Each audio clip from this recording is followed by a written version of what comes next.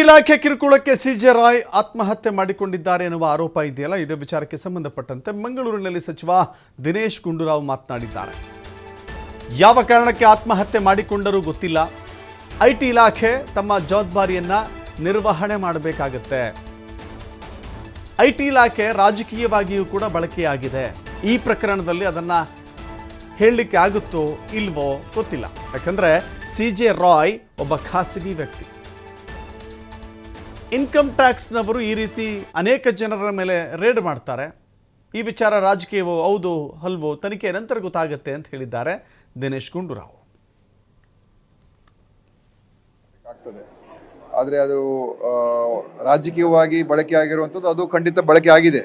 ಆದರೆ ಈ ಪ್ರಕರಣದಲ್ಲಿ ಅದು ನಾವು ಕೇಳೋಕ್ಕೆ ಆಗುತ್ತೋ ಇಲ್ವೋ ನನಗೆ ಗೊತ್ತಿಲ್ಲ. ಯಾಕಂದರೆ ಅವರೊಬ್ಬ ಖಾಸಗಿ ವ್ಯಕ್ತಿ ಮತ್ತು ಐ ಟಿ ಅವರು ಅನೇಕ ಜನರ ಮೇಲೆ ಅದು ಈ ಥರ ರೇಡ್ ಮಾಡುವಂಥದ್ದು ಮಾಡ್ತಾರೆ.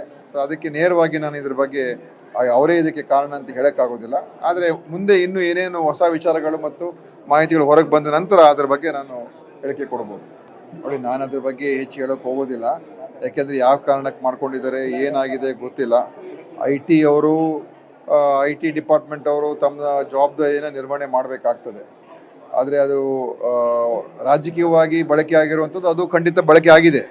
ಆದರೆ ಈ ಪ್ರಕರಣದಲ್ಲಿ ಅದು ನಾವು ಕೇಳೋಕ್ಕೆ ಆಗುತ್ತೋ ಇಲ್ವೋ ನನಗೆ ಗೊತ್ತಿಲ್ಲ. ಯಾಕಂದರೆ ಅವರೊಬ್ಬ ಖಾಸಗಿ ವ್ಯಕ್ತಿ